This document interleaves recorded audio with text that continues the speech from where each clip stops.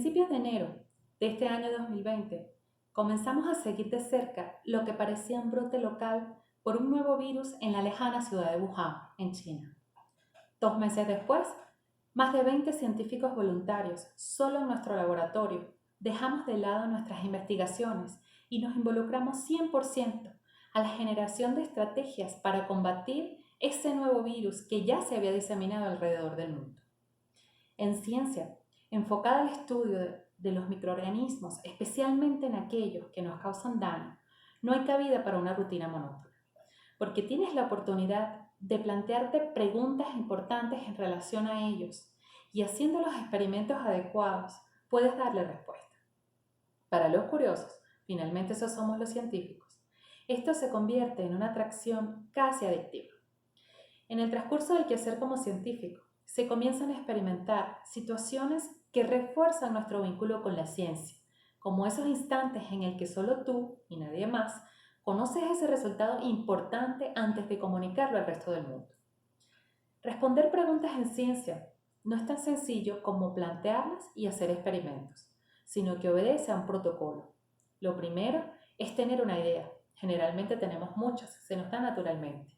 Luego, cronograma en mano, planificamos con anticipación tiempos de ejecución, recursos humanos, económicos.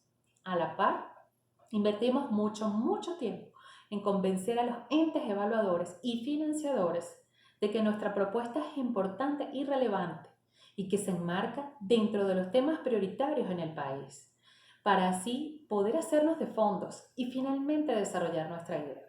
Como ven, desde que se nos ocurre una pregunta hasta que podemos al menos comenzar a responderla, generalmente pasa algún tiempo. Sin embargo, a veces la pregunta que hay que responder amerita que no saltemos este proceso, porque no surge desde nuestra curiosidad, más bien nos llega impuesta por la vida, como por ejemplo, ¿qué nos está matando? Nuestra gente se está muriendo asfixiada cada vez más, un panorama casi surrealista. Y nos toca, como generación científica de turno, responderla, la pandemia de COVID-19.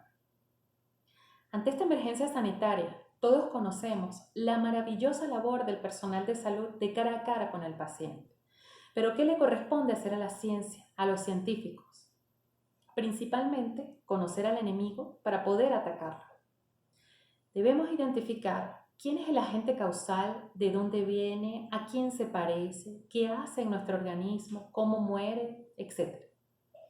En el contexto de una emergencia como esta que nos aqueja, abordar estas preguntas requiere acelerar todo el protocolo científico.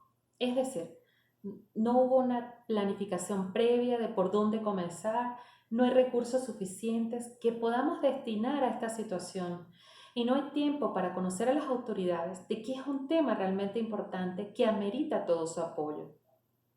Cada día que pasa enferman y mueren más personas, por lo que se hizo necesario comenzar destinando todos los recursos ya existentes en ciencia. Lo más rápido y conveniente resultó unir esfuerzos y recursos, cada quien desde su área de especialidad. Como resultado de esta unión, se logró determinar rápidamente, entre otras cosas, que el causante de la enfermedad era un nuevo coronavirus. Los coronavirus que infectan humanos se conocen desde los años 60, relacionados con resfriados e infecciones respiratorias leves, pero el primero con alta letalidad apareció en el año 2002, el virus causante del síndrome respiratorio agudo severo, y se le denominó SARS-CoV. Este causó cerca de 8.000 casos y 10% de mortalidad.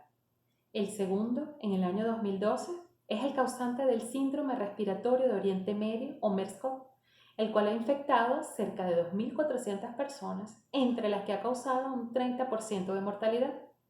Afortunadamente, este virus no parece propagarse bien entre humanos. Luego de análisis genéticos, se determinó que lo que hoy nos azota era un nuevo coronavirus, que no había circulado antes entre humanos, el SARS-CoV-2. Y como esta enfermedad fue descrita a finales del año 2019, se le denominó Coronavirus Disease del año 2019 o COVID-19. Rápidamente se logró descifrar el genoma del SARS-CoV-2, la estructura de algunas de las proteínas que lo conforman y además qué moléculas participan en el ingreso del virus a las células de nuestro organismo. A la par, también se trabaja en entender cómo se replica y el mecanismo por el cual causa infecciones tan severas, solo por mencionar algunos aspectos. ¿Y para qué es necesario entender todos estos aspectos? Para identificar urgentemente los agentes curativos, pero también para poder pensar en una estrategia de protección más definitiva, las vacunas. Una de las preguntas más frecuentes es, ¿y por qué tarda tanto el desarrollo de una vacuna? ¿O cuánto tiempo falta? Para aclarar esto, es necesario entender que el desarrollo de una vacuna es un proceso complejo. Para empezar, es necesario conocer las características biológicas del virus. A continuación, se diseña la estrategia para el candidato vacunal, es decir, definir cómo sería la vacuna, si basada en virus inactivados, atenuados, moléculas de ARN, ADN o basada en componentes del virus. Posteriormente se desarrollan ensayos que permitan evaluar su eficacia, primero en modelos animales y luego en un pequeño grupo de voluntarios sanos, para posteriormente pasar a grupos más grandes en los que se puedan probar dosis y esquemas adecuados. Si todo va bien, se procede a evaluar la eficacia de la vacuna en un número aún mayor de individuos. Si los pasos anteriores han sido exitosos, hay que cumplir los requisitos legales y regulatorios para su puesta en circulación. Todos estos pasos constituyen una escalera que se puede subir más rápidamente debido a la emergencia, pero no es posible omitir ningún escalón porque si se hace fallaremos en el siguiente. Conociendo este proceso, ¿qué tan cerca estamos de poder tener acceso a una vacuna efectiva para el SARS-CoV-2? Hay muchos candidatos que prometen ser exitosos provenientes de diferentes países alrededor del mundo, pero que aún se encuentran en los diferentes niveles de la escalera. Los más cercanos ya están siendo probados en pequeños grupos de voluntarios. Sin embargo, no será en menos de pocos meses que podamos contar con esta vacuna. El desarrollo de una vacuna en el contexto de esta emergencia es un proceso arduo que involucra la presión de trabajar con las curvas de la infección cada vez pronunciándose con mayor rapidez y viendo cómo la mortalidad se eleva a medida que el virus se disemina por el mundo. Aunque se está trabajando a toda marcha con la seguridad de que pronto tenemos una solución permanente, aún no la tenemos. Miles de personas han muerto y otro tanto continúa muriendo cada día. Está muy bien documentado que estudios previos entre microorganismos similares resultan fundamentales para lograr avanzar rápidamente en la obtención de una vacuna. Por ejemplo, en el año 2014 inició el peor brote del virus ébola en África Occidental, en el que el 90% de las personas fallecía. Esta situación representó un gran reto científico y burocrático para poder lograr poner a punto una vacuna exitosa frente al virus, y se logró en ese momento. Posteriormente, en el 2018, ocurrió un rebrote de ébola, el cual fue rápidamente contenido, y una de las claves para el desenlace positivo de este rebrote fue la aplicación de las experiencias del brote anterior y el contar con una vacuna.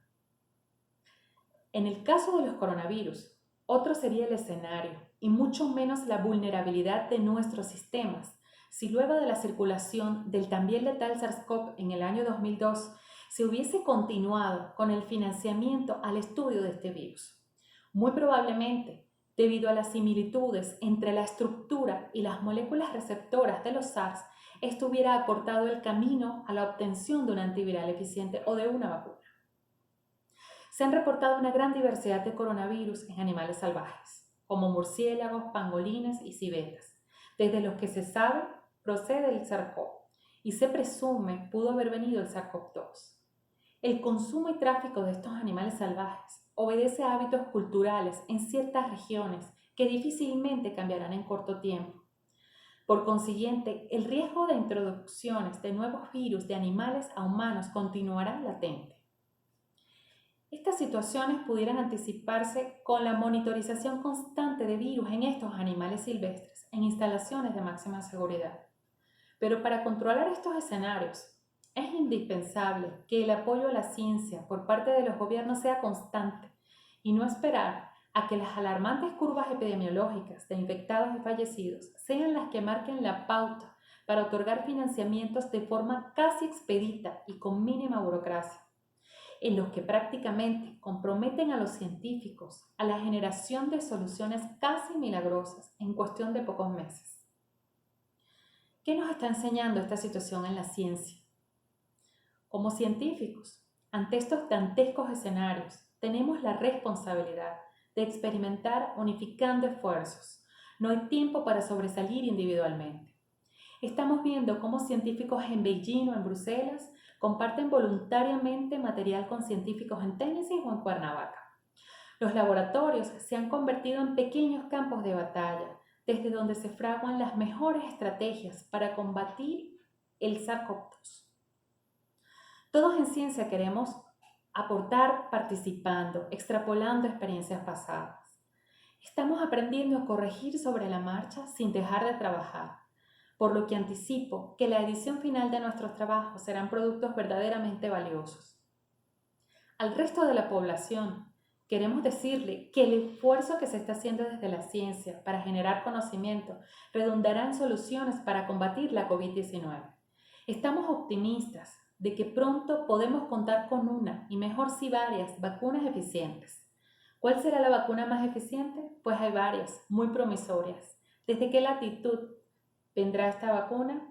Deja de ser relevante. Lo importante será que sea segura y logre la protección duradera de la población. No sabemos con exactitud cuándo tendremos la vacuna, pero sabemos que estamos cada vez más cerca del final. Mientras esto ocurre, les pedimos recurrir a fuentes confiables para mantenerse correctamente informados. Hasta ahora hay muchos aspectos que aún desconocemos del virus, pero les pedimos que no caigan en el desespero de seguir soluciones charlatanas como ingerir bicarbonato, cloro o vinagre que pueden poner en riesgo su salud. Les pedimos no interactuar directamente con personas aparentemente sanas o ya recuperadas de la infección sin la protección adecuada. Queremos recordarles que un alto porcentaje de las personas infectadas puede ser asintomática durante todo el curso de la infección o estar en el periodo asintomático de la enfermedad, el cual puede llegar a ser hasta de 14 días. En ambos casos, estas personas son transmisoras del virus. Por otra parte, ha pasado poco tiempo para conocer cuán robusta y duradera es la respuesta inmunitaria protectora que generan los pacientes ya recuperados, por lo que ellos también deben guardar las medidas de protección. Este virus no solo no va a desaparecer, al menos en el corto plazo, sino que puede mutar y no podemos predecir si para atenuarse o no. Es muy pronto, no lo conocemos. La probabilidad de que surjan otros virus con potencial pandémico sigue estando allí adicionalmente. Por consiguiente, hablar de una nueva realidad, con nuevos hábitos sociales, en cuanto todo esto se vea más controlado, debe ser concebido como un asunto obligatorio. Las epidemias vienen y se van. La pregunta es, ¿con qué necesitamos quedarnos cuando esta pandemia pase? Definitivamente, y así tengamos ya una solución permanente, como sociedad tenemos el deber de incorporar nuestros nuevos hábitos, especialmente de higiene, y desechar definitivamente otros, como el consumo y tráfico de animales salvajes, como una nueva forma de vida. Si la frase del filósofo inglés Thomas Hobbes, el conocimiento es poder, les resulta cierta, entonces aprender a incorporar las nuevas medidas sociales para prevenir situaciones futuras similares definitivamente será el superpoder que nos dejará esta tragedia. Muchas gracias.